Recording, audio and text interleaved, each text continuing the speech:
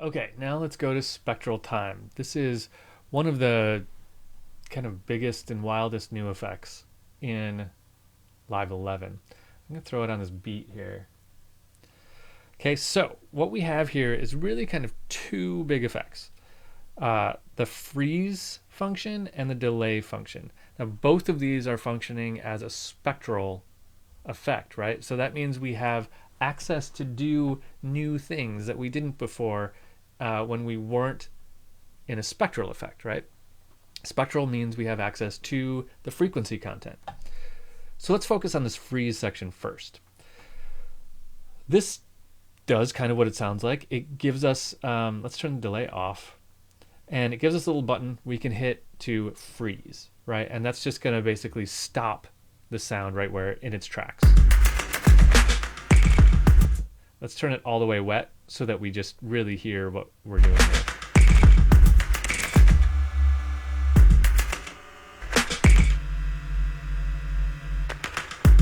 Right, we're just kind of stopping the sound and just holding onto it, freezing it, if you will. We can also just kind of set that up to happen on its own. If we go into retrigger mode and onsets, it's going to decide when to retrigger based on the sensitivity.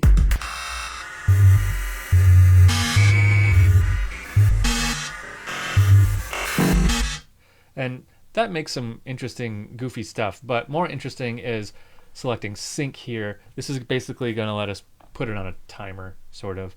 And the timer can be milliseconds, like it is, or divisions of the beat. So let's put it on 16th note.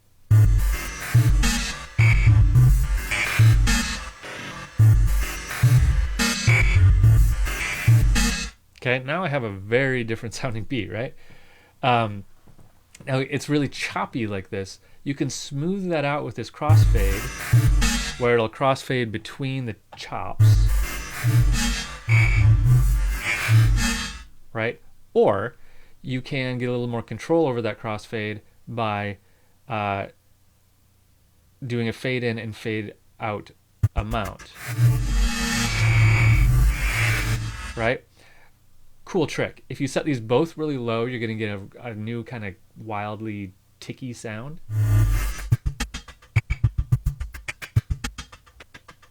Which I kind of dig. If you set these really high, you've just created your new ambient masterpiece.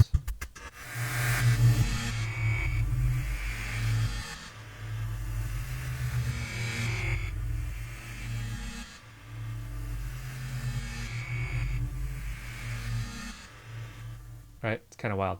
I'm going to keep these kind of low because I like that ticky sound.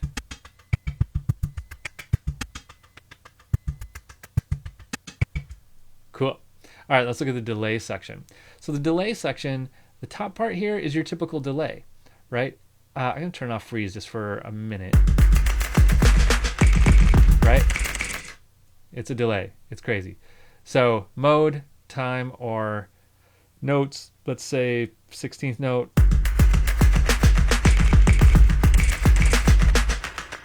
All right, let's do that. We can add a little pitch shift to it. That's cool too. Now this is only going to pitch shift the delay, not the actual signal.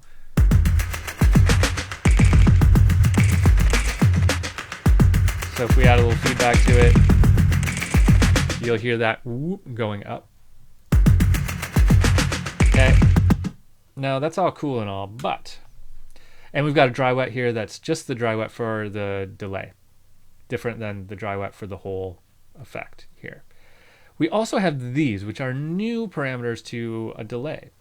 So the tilt is like, you imagine if every hit is like this, the tilt is going to shift it. What that's basically going to do is give us more higher frequencies.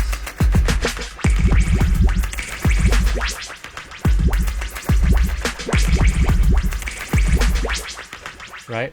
And if we go negative, it's going to do the opposite.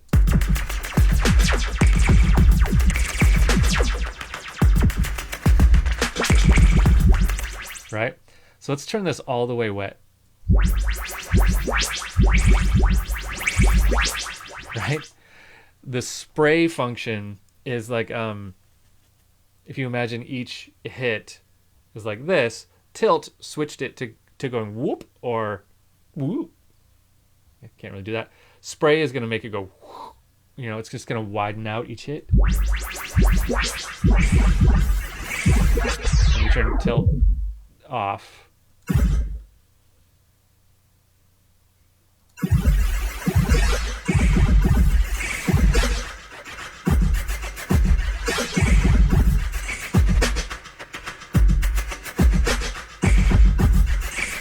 Okay, and then mask is just going to kind of blend those together.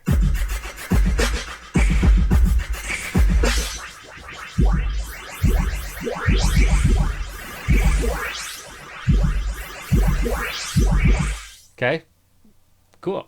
So let's go turn freezer back on. And let's turn it on in our super ambient style mode.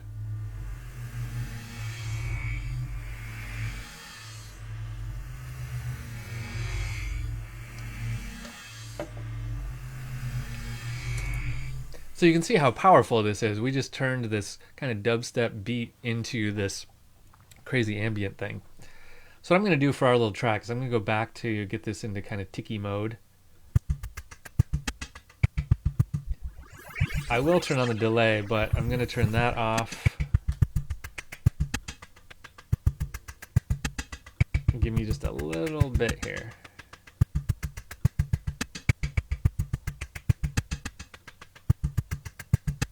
A little bit of pitch shift on the top.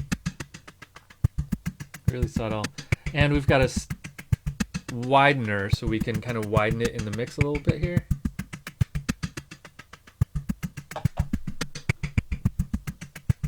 Cool. I think that'll blend in well with the other beat we've got going here.